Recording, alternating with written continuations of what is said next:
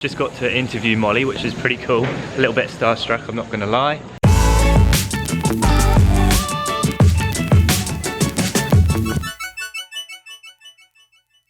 Good morning, welcome back to Boston. So today is day 3, technically here in Boston, Massachusetts with Puma and ProDirect running. So it's the Tuesday, the day after the Boston Marathon. And the marathon itself yesterday was incredible. Yeah, the atmosphere at the event was just through the roof all day. We got there about 10 o'clock in the morning, so before all the runners came through, and the atmosphere was just sort of maintained throughout the whole day up until about 4 or 5 o'clock. But yeah, just go over the itinerary for today. So this morning we're going to meet in the lobby at 8 o'clock, go for a 5k river run, then we have breakfast, then we're going to go to the Boston HQ for an open and welcome. Then at 10:25 we've got an athlete Q&A. Hopefully myself and ProDirect Running are going to have about a 10-minute window with Molly Seidel, find out how she got on yesterday, ask her some quick fire questions, which should be good. Finish off the day with a Boston experience evening at 5:30.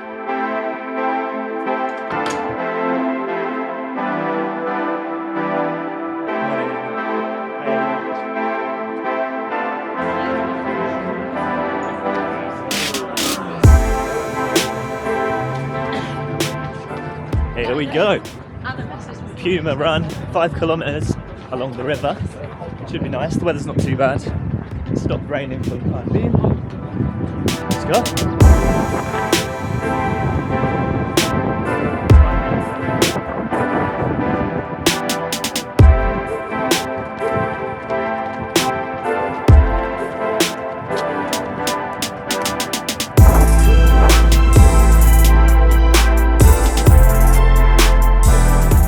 Got too hot already, had to ditch a layer. I wasn't sure what the weather was going to be like this morning. I thought it was going to be really windy, but the wind's completely died down now. It's actually quite nice. But yeah, nice to go running with a big crew like this. Everyone trying out different pairs of Puma shoes, either DB8s or the Velocities. So I've gone for the Velocity 2s this morning, which are their more daily trainer, slightly softer underfoot, less responsive, but really comfortable. I think they come in at about £100, so they're a really affordable daily training option. I'm enjoying them so far.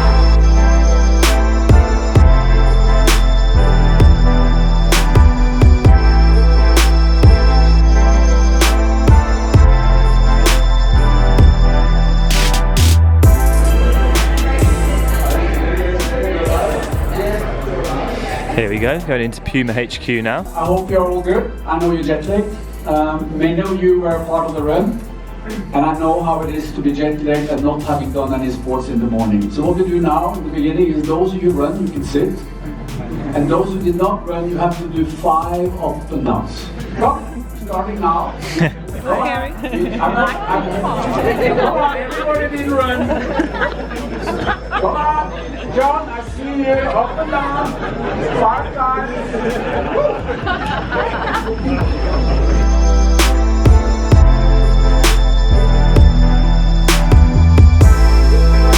Molly, where are you? Please. Sorry, can't get that. The American in me keeps. Sit down, you're tired, right? Yeah, no. We have some more guests, so you can calm down and then we get you all in and then we start to talk. Okay, perfect, yeah. Here's another one. I need to kiss you too, this is a good habit, both sides.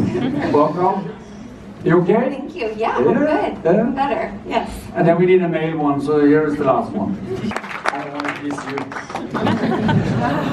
He's from what you said, from the most beautiful country in the world, and it's not Sweden, it's of course Norway. So welcome, great to have you here. I think we should start with Sarah, because you're the only one of the 3 that ran and finished yesterday. Oh. What time did you run? I ran 2:36.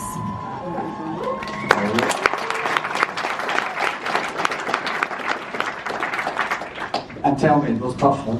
Yeah, it was definitely a struggle from pretty early on, and I wanted to quit a few times, but it's the Boston Marathon, and I figured I would gain more by finishing than, you know, by sulking off. My body was okay and my legs were okay, so as long as I was physically able to keep moving forward, that's what I tried to do. But you had real stomach problems. I had some big stomach problems starting at about 5K, our first fuel station. It went down and came right back up, and basically every 5K until mile 20. And then I felt okay the last like mile and a half. So, I think I ran pretty decent last mile. It's okay to struggle sometimes, but I just really felt it was important not to give up. Great. The shoes were okay. The shoes were great. The shoes are good. Molly, you? Yesterday was a really tough day. I got into it. I went out too aggressively. I really underestimated the downhills. And yeah, we started... The downhills are the problem. The downhills were crazy. It was... I was going out hard with that lead pack, and that was really the only goal we had going in, was just, I want to run up with the leaders. And we started dropping some 5:05 miles in there, and I was like, this is too fast. And my legs started to go, and my hip completely locked up around halfway. So just had to make the really difficult call of knowing that World Champs is coming up this summer. I was like, I could try and finish this thing, but I think I'm going to do some damage, and I don't think I'd be able to line up for World Champs if I really hurt it. So I pulled out at 16, and it was one of the hardest things I've had to do. And kind of worked through a lot of those emotions yesterday, but you know, we'll live to fight another day. And yeah, it's just, I've had an enormous amount of support from everyone with it. There are the bad days that go along with the good ones. And oh, sure. yeah, you just learn to kind of keep your chin up and move on. And again, the shoes were okay. Okay, that was the thing, is that I got the chance to race in the new DV82, and the shoes were incredible, and I wish my hip wasn't such a bum hip. Yeah. It, like the shoe team worked so hard to get those ready for me to be able to race in, and it felt so good. I mean, that's why I was running so fast, and then I ran too fast for what my fitness was. So you didn't run yesterday, huh? No. I was on the plane for 18 hours. You talked about running in Boston, but you didn't feel ready yet, or?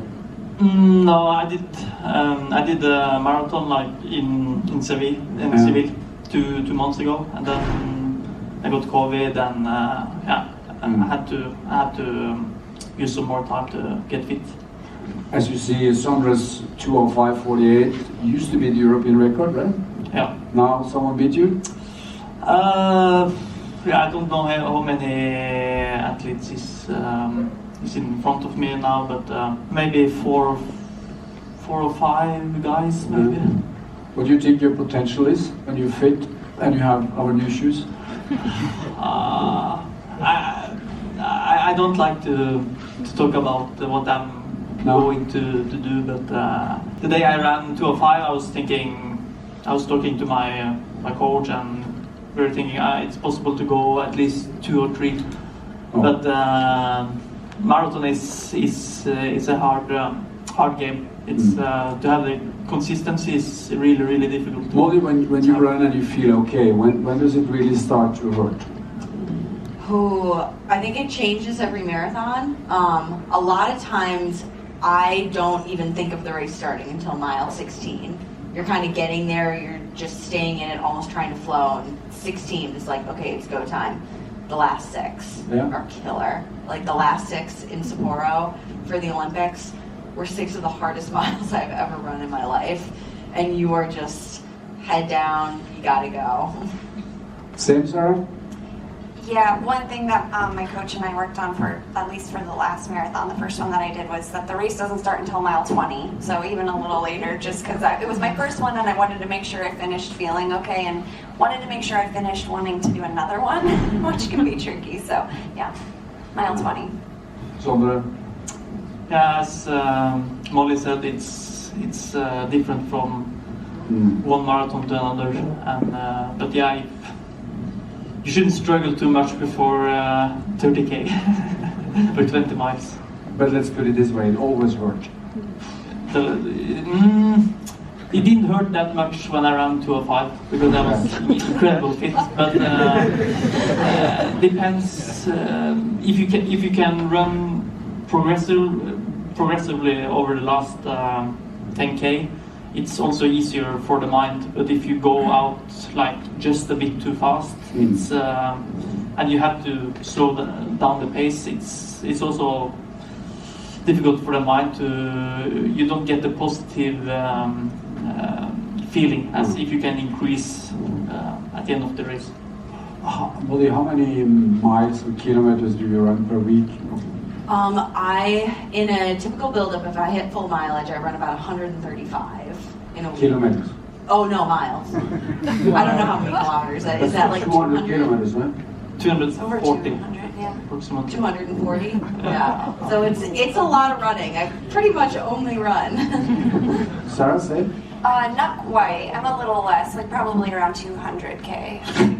Yeah. 115, 125 mileage in there, yeah. Sandra? About 200. Okay. So yeah, 120 miles. Jesus. Yeah, it's so much about the volume though. That's like 90% of the training is just getting in the miles. So yeah, I'm now at the Puma HQ. We just had a nice presentation about all of the new products that Puma are going to be bringing out in the next few months and years. The Fast R was sort of the main shoe that we were talking about. Sounds really promising and interesting, especially when they were comparing it to some of their competitors' products. So the Nike Vaporfly, they were saying it's basically going to be as good or if not better than the Vaporfly, so it's really cool. Yeah, just having a little look around the Puma HQ now. Behind me here is their sort of Puma shop. They're doing 45% off in there, so I'm half tempted to go and buy some more gear, but I suppose I don't really need anything at the moment. And yeah, hopefully in a minute we're going to get about a 10-minute slot with Molly Seidel. We're going to do sort of like an interview thing, 60 seconds, quick fire questions, just to try and get as much content with her as we can in a short period of time. But yeah, really cool here. This is where we've been having the presentations, just down there. Just having some lunch now, and then I think we've got some more presentations this afternoon. Yeah. Made it.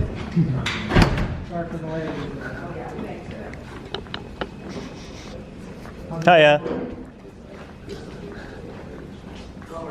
Sorry we're late. We were too busy geeking about shoes downstairs. Oh, don't worry. I do that every time I'm in. Yeah. Hey everyone, I'm Molly Seidel, pro runner for Puma and Olympic bronze medalist, here with Pro Direct Running to give you guys a chance at winning a pair of Puma trainers. So I'm here at the Puma HQ with Pro Direct Running. I'm just about to interview Molly. Who would win in a 100-meter sprint against yourself being chased by a Puma and Elliot Kipchoge? Probably Elliot, I'm done for. So there we go, that pretty much wraps up our time at the Puma HQ for today. Just got to interview Molly, which is pretty cool. A little bit starstruck, I'm not going to lie. Yeah, we did a sort of quick fire questions thing. That's all going to go live on Pro Direct's YouTube or Instagram, I'm not quite sure. That was sort of the main content that we wanted to get with her this weekend, so I'm glad that's out of the way now. Not that I didn't enjoy it, it was just that was the sort of content we had to get. So yeah, I'm glad we got it.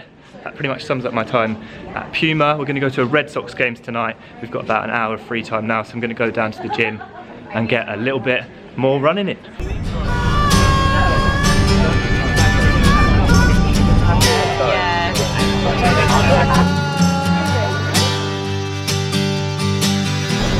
Fenway Park.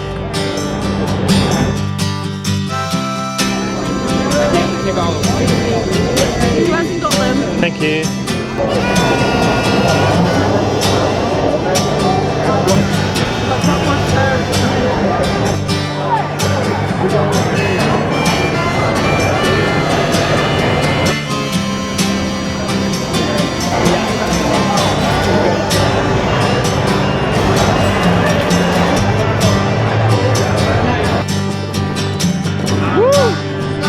Look at that. Incredible.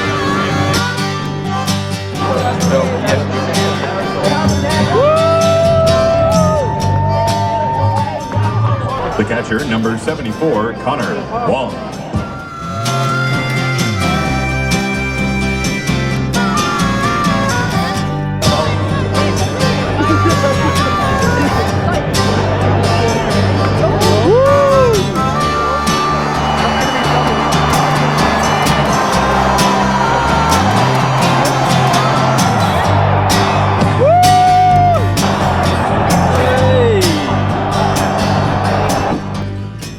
I'm just back from the baseball game. We went and watched the Red Sox in their historic stadium. Yeah, really fun evening. Managed to catch one of the balls that went into the crowds, and apparently you get to keep it. So yeah, there's my baseball. Not really. We each got one of these as sort of a memento from Puma. They gave us one each, which is pretty cool. It says here on it, Major League Baseball. But yeah, thoroughly enjoyed going to the Red Sox game. But today the big highlight was the interview time we got with Molly Seidel. If you haven't seen it, go over to ProDirect's Instagram. Hopefully it's out there already. If not, I'm sure it'll be coming out in the next few days. Yeah, Molly was such an awesome character. She was just how I thought she would be, super friendly, and she was very welcoming. She gave us a lot of her time. So yeah, thank you very much for that opportunity, Puma. But yeah, that pretty much summarises the trip as a whole. I definitely think that I've learned a lot about Puma products in the last few days. The marathon racing shoes are the ones that sort of really stood out for me. But yeah, that's pretty much it for day 3 here in Boston. It was incredible to go to a Red Sox game, but that interview time we got with Molly Seidel today was definitely topped the weekend. I hope you've enjoyed these Boston vlogs. Again, I've been here with Puma and ProDirect, so a special thank you to those guys and everyone who works within the teams for inviting me and having me and being so welcoming. I think this is going to be the last vlog from the Boston sort of travel series. I hope you've enjoyed it, and yeah, we'll see you again soon. Aspire to run to inspire.